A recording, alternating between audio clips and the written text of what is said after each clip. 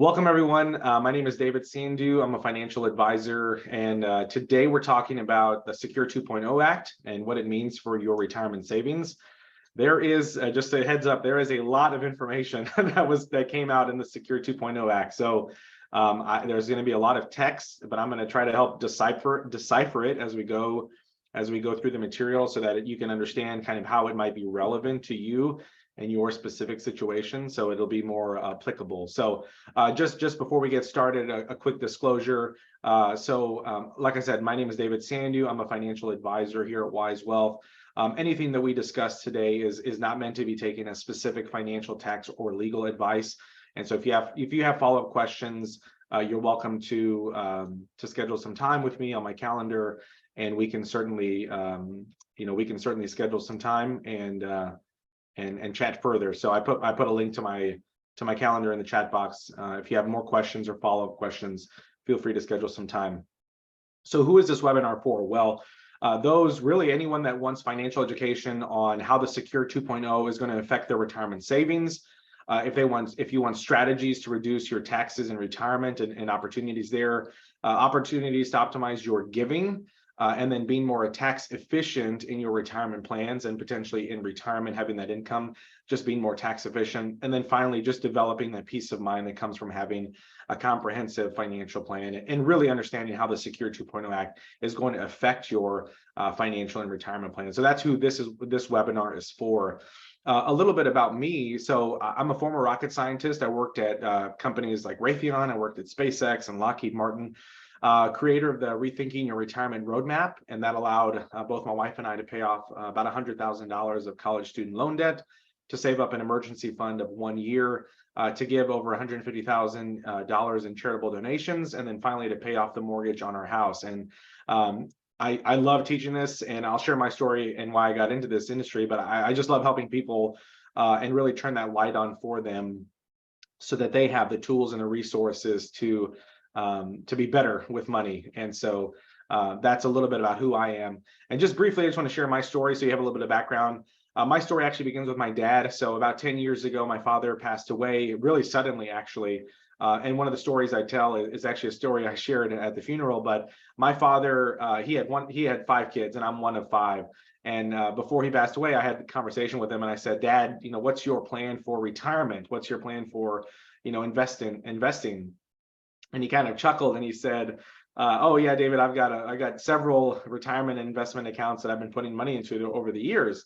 I said, "Really? I've never heard you talk about them." He said, "Yeah, I've got 5 that I've been putting money into the last 20 or 30 years, and I expect a good return on them." And so obviously he didn't get to experience that return, but the punchline here is we were his investments. And so he really poured his heart and soul into us. And after my father passed away, I really had to struggle because I walked my mom through a lot of those tough financial planning questions. And so walking her through those financial planning questions really gave me the spark. I really enjoyed helping her understand kind of her money and just all the questions that come around, Medicare planning and Social Security and long-term care and all those things. Just from diving into it. And so after that, I wanted to help other people. And so I started teaching Financial Peace University at my local church. And then I started teaching it in community centers around the city. And then my wife said, "Hey, David, you can't work 80 hours a week at SpaceX and volunteer 20 hours a week teaching Financial Peace University and coaching people." And so I ended up joining the team that I'm at now, which is Wise Wealth. A team of financial advisors that implement comprehensive financial and retirement plans, and it's been an amazing few years. And just want to mention the mission of our firm, Wise Wealth, and that is to guide families on a path that makes work optional and to design a plan that empowers the freedom to give, serve, and enjoy life like never before. At Wise Wealth, we are known for education, and we're also known for simplicity. That's one of the reasons why I'm here today, to educate you and to make the Secure 2.0 Act hopefully a little bit simpler for you to understand, because there is a lot of stuff in there. We also believe that education should take someone from information and knowledge into transformation and wisdom. And so I always tell people that information is knowing that a tomato is a fruit, but wisdom is knowing not to put a tomato in a fruit salad. And so there's a dynamic there between information and actual wisdom. We believe that by making the planning process simple, we can help people avoid confusion and build confidence. And hopefully through the presentation today, you'll get some confidence and hopefully avoid some confusion. And we do this through our proprietary planning process called the Simplify Your Retirement Plan, which is actually based on the book that the founder of our firm wrote called Simplify Your Retirement. And so you might hear that periodically. And so that brings us to today. So the Secure 2.0, what does it mean for your retirement savings? And so just to kind of clear the air, there's going to be a lot of text on the screen, and I don't expect you to digest it all during this webinar. In fact, I put it all up there so that you can go back to it and kind of review some things. I will hit on some of the highlights, just some things that are specific to maybe some people in that retirement planning phase, that what I call the critical 15, which is the 10 years before retirement and then the 5 years right after retirement. So especially for people in that critical 15, they need to be mindful of some of these changes that are going to affect them, because they don't have a lot of room or a lot of time to potentially make changes or to allow for those opportunities to unfold. And so I might mention things specifically for that critical 15, the people in that critical 15. And so again, there might be a lot of text there will be. And so, but from a high level perspective, we're going to be covering some of the RMD age changes and the penalty changes, qualified charitable distributions, some of the Rothomania that's happening right now, and Roth conversions and Roth being spread out everywhere. Some of the changes to 529 plans, which is actually a benefit to a lot of people. Repayment for qualified birth and adoption distributions, catch-up contributions, simple IRA contributions, and then early distribution penalties. And then finally, we'll talk about the 3 phases of retirement. And so we're just going to go ahead and jump right into it because it is a lot. So the first thing that I want to mention here is that the RMD age, which is the required minimum distribution age, increases this year to 73. And so just to set the baseline, if you're not familiar with the required minimum distribution, so the government says, congratulations, now on your 73rd birthday, you must take money out of your tax deferred account. So if you have a 401k or an IRA, anything that you have not paid taxes on, you're forced to take money out of those accounts, or else you face a pretty hefty penalty. And so just be mindful that the required minimum distribution age, it has changed. Traditionally, it was like 70 and then 72, and now it's 73. And so just be mindful that it's 73 now. So if you turn 73 this year, then your RMD would have to be paid out this year. Now, this is going to change again. There was a provision to have a change in 2033. And so in 2033, the RMD age will be increased to 75. And I know this sounds, for some people, this is good news. For some people, this is bad news. And so a lot of people will assume that, okay, that means that I have more time now to let that money grow tax deferred, but don't necessarily put that off to the wayside, because it might mean that your the balance in those tax deferred accounts will likely be larger than they are now. And then the other thing is likely the RMD amount you will have to withdraw will likely be higher. Again, for some people, it's not a concern, but for many of the clients I work with, the concern that they have is paying more taxes in retirement when they don't need to. And we'll talk about that more in the 3 phases, but just keep that in mind. For some people that are not thinking about it correctly, just be mindful that it might be a good situation for you, but for others who are concerned about paying less taxes in retirement, this might not be the best situation. So potentially looking at Roth conversions might be an opportunity there. So that just wanted to make sure that you understand that. So again, some people are taking advantage of the Roth conversions, and we'll talk more about that in a minute, but mainly because of the lower tax rate environment that we're in. And so if you're subject to the RMD already, just know that it has not helped you at all. In fact, if you were subject to the 70.5 or 72 RMD age rules, just know that nothing will change for you. It's just anyone that was 73 from this year on. And then again in 2033, it's going to be changed again to 75. So if there's any questions, again, just put them in the chat box. Happy to answer them. Next one here, RMD penalty changes. And so for the Secure 2.0 Act, essentially, remember, like I mentioned, if you missed an RMD, so let's say you were supposed to take a required minimum distribution when you turned, for example, 70 and a half or 72, now it's 73. And if you miss it, because you have to take it, but if you missed it and you forgot to take it for some reason, then there would be a 50% penalty for whatever the amount that you were supposed to take. There was a penalty that you had to pay.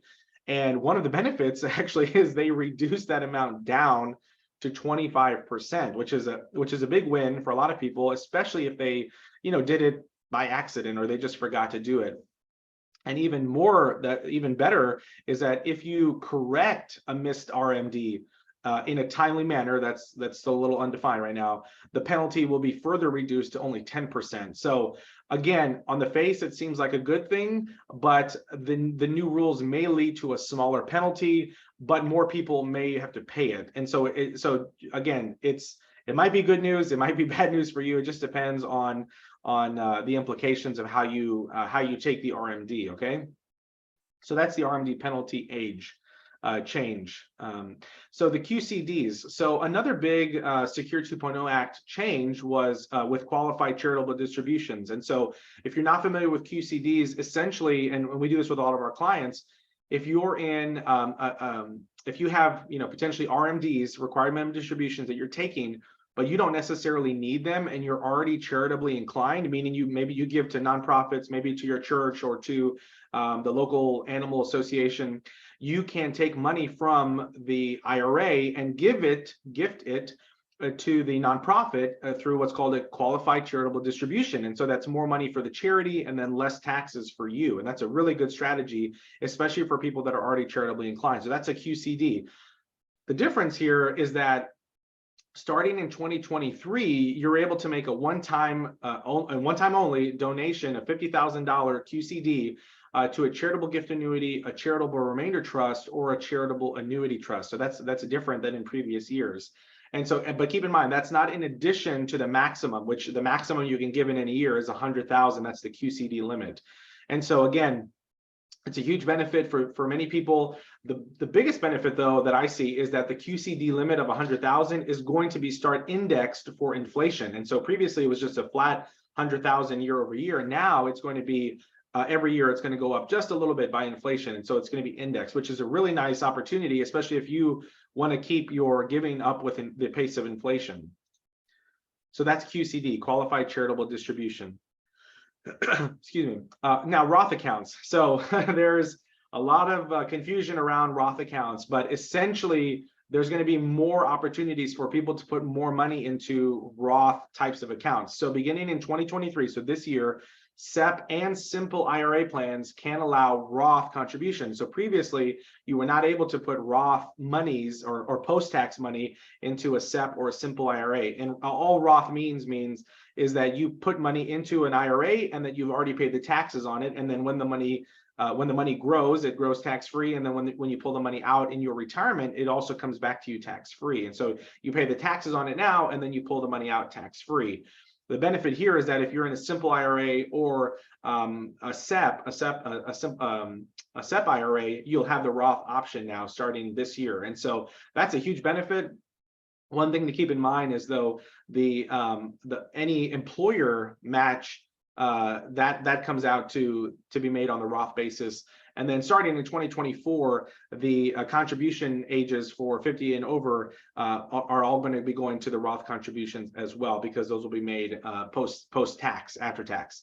And so anyway, again, it's a really good option for people that are looking to reduce their taxes in retirement. And so a lot of people that are trying to get more money into the Roths now for a good reason, because tax rates are lower, they're trying to push more money and shove more money into those Roth accounts. So now they'll have access to, if you have a SEP or a simple IRA, in addition to potentially what you already have with a Roth IRA. And so just keep that in mind, that will be a nice strategy for certain people to use, especially if you are of the mind that taxes are going to be going up in the future. And so I just put up a poll up on your screen. It says, do you think tax rates are going up or down in the future?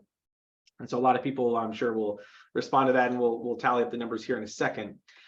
The other big change to Roth, and this is why it's called Rothomania, is because with the Secure 2.0 Act, This allowed 529 plans, which is a college savings plan, to be rolled over into a Roth IRA. So many people, for good reason, might not have contributed to the 529 for their kids' college because they were concerned that maybe their child would earn a scholarship or go to a military school or get a full ride or whatever, and not necessarily use the 529 plan. And so this is a nice provision. It's not a life-changing provision, but it is a nice provision that starting in 2024, if you have money from a 529 plan, you'll start being able to roll it over into the Roth IRA if there's unused funds in there. Now, there are a couple of stipulations, and they're here at the bottom. You need to keep those in mind. The maximum lifetime rollover amount cannot exceed $35,000. Again, I mentioned this is not life-changing, but it is a nice benefit for people that want to have that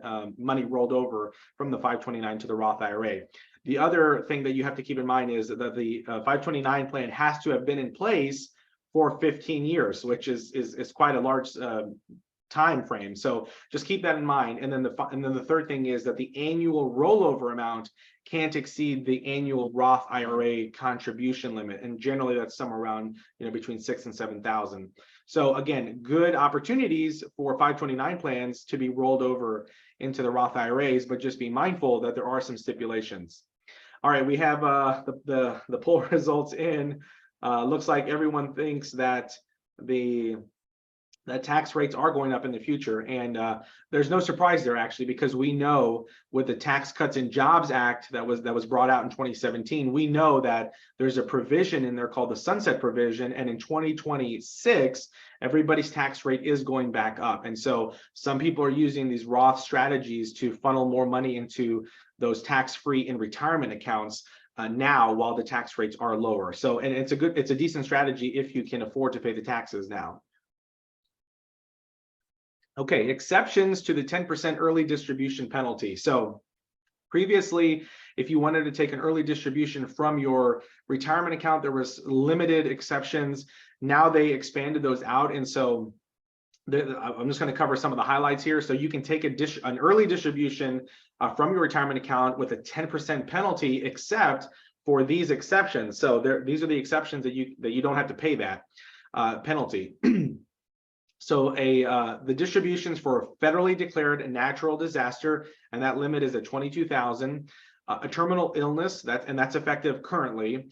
A pension-linked emergency savings account, that's effective 2024, and the limit there is $2,500. If you're involved in some sort of domestic abuse, again, starting next year, the limit's going to be $10,000 you can take out. For any financial emergency, that's kind of a broad brushstroke there. Not a very high limit, only about $1,000. That's starting next year. And then finally, for long-term care. So if you need to take money out for long-term care expenses, then you can pull that out starting in 2026 at a limit of $2,500. So again, this is meant to be used as a last resort. It's not meant to be used as the primary reason to start taking money out. Ideally, you'd have a savings account or something that could fund some of these other emergencies, but just know that this is one of the big changes that happened. Another big one that was a little different here was for a qualified birth or adoption distribution. So now the Secure Act allows individuals to receive those penalty-free distributions from their retirement account in the case of a birth or adoption. There was no time limit to repay those distributions, and now there is a 3-year repayment window. So if you take an amount out, a distribution out for a birth or adoption, you now have 3 years to repay that money back in, whereas previously there was no time limit on that. So just keep that in mind. If that affects you, just know that you'll have that only 3-year window. Again, I mentioned this kind of movement of the Rothomania. Are you ready for more retirement savings with your Roth IRAs? This is a good thing, and a lot of people are taking advantage of it here. But again, for this year, a lot of SEP and simple IRA plans are being allowed to push more money into the Roths. Plans can allow more employer matching contributions to be made on the Roth basis. And then again, starting next year, all plan catch-up contributions for age 50 or over, the higher income employees must be the Roth conversions. And so what is a Roth conversion? I kind of want to mention it here because some people are using this strategy while tax rates are lower currently until at the end of 2025. So basically what a Roth conversion is you have money in a traditional IRA or traditional 401k. Maybe it's an old 401k that you have at a previous employer, and you want to get that money that you have not paid tax on into a Roth IRA so that in retirement you have that money that will come to you tax-free. Basically what a Roth conversion does is it takes money from the IRA, converts it into the Roth IRA, and now you have to pay taxes now on that conversion amount. But it might be beneficial for you, and it might be beneficial for two reasons. One, because the stock market is a little lower now, but then number two, because of the tax rate regulation. And so right now, the tax rates are a little bit lower. Like I mentioned, the Tax Cuts and Jobs Act pushed everybody's tax bracket a little bit lower. And in 2026, everybody's tax bracket is going back up. So Roth conversions are a very popular strategy right now to get more money funneled into those Roth accounts through a Roth conversion because of the favorable tax rates. And so it might behoove you to do that. It might not. It kind of just depends. But I want to that kind of sums up the major Secure 2.0 Act. And now I want to talk about a little bit of about how it might apply in your specific situation. And so obviously the Secure 2.0 Act made a bunch of changes to the retirement saving rules. It's going to affect everyone a little bit differently because some people don't have 529, some people don't have any money in Roth, and so there's a lot of different distribution penalties that might not apply to you as well. And so it just depends on how this information will affect you.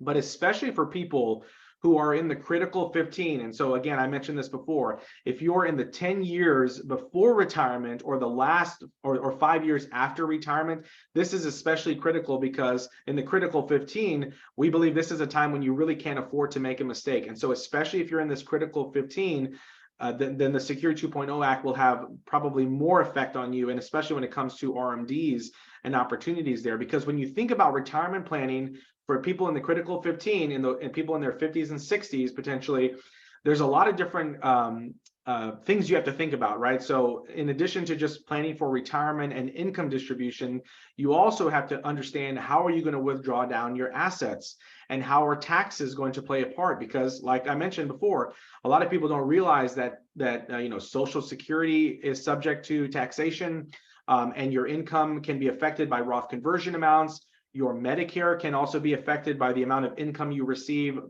2 years prior. So there's a lot of different conversations that need to happen. And I just put up here a sample distribution phase for someone. But let's say you retired and then you have pension income coming in, and then you have potentially Social Security coming in, and then your spouse's Social Security, and then you have to take your RMD at age 73, and then your spouse takes their RMD, and so all of a sudden now you might not have thought that you were going to be in a high income tax bracket in retirement, but now all of a sudden your income starts to grow when you have all of this money coming in, and especially with the RMDs, you don't have a choice. And once you kick on Social Security, same thing, it's already going. So the question is, what order are you going to draw down your assets? Do you have a forward-looking, tax efficient withdrawal plan? And then how will your income affect your Social Security benefit and your Medicare premiums? And so with the Secure 2.0 Act, especially for people in the critical 15, one of the opportunities that people are using is the Roth conversions. And so for many people, that is an opportunity. And so from the basics of a retirement plan, and these are the 5 principles that we mentioned in the Simplify Retirement book. I just want to cover them for you so that you feel better about your plan, and maybe there's areas there to strengthen your plan. But there should be no investment decisions outside the context of a plan. The plan should determine the product. So if someone says, hey, should I put my money into a Roth IRA or should I do a Roth conversion? The plan should determine whatever products or tools or methods or strategies you're using to define your retirement plan. Don't let your portfolio take a hit, and that stands for healthcare, inflation, and taxes. Again, we want to be mindful of those. Those are some of the key risks to people in the critical 15.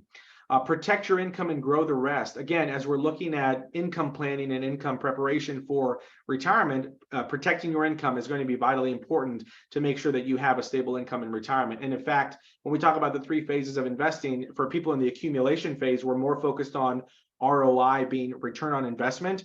In the distribution and preservation phase, we're more focused on reliability of income, the ROI. So that's what I mean when I talk about protecting the income and growing the rest. And then finally, financial peace comes from having a financial plan. And so what are the elements of a plan? And how is the Secure 2.0 going to affect your retirement savings, but also how is it going to affect your retirement plan? And that's why we really stress it's important to have it. It's really important to have an income, investment, healthcare, tax, and estate plan. And so all those different aspects of a plan should be written down into your specific financial plan. Again, it involves a paradigm shift from return on investment to reliability of income. Again, it's 3 phases. So it's accumulation, preservation, and then distribution. And finally, your plan should be principles based, the 5 principles I just mentioned, and then it should address all of the risks associated with your specific situation. And if the Secure 2.0 Act is going to affect you, specifically for people in that critical 15, then I think it's important that you have that information, you have the education, and you have the advice to go along with it. So if you're excited or overwhelmed about what we're talking about, then I would encourage you to schedule a call. Again, I put my Calendly link in the chat box.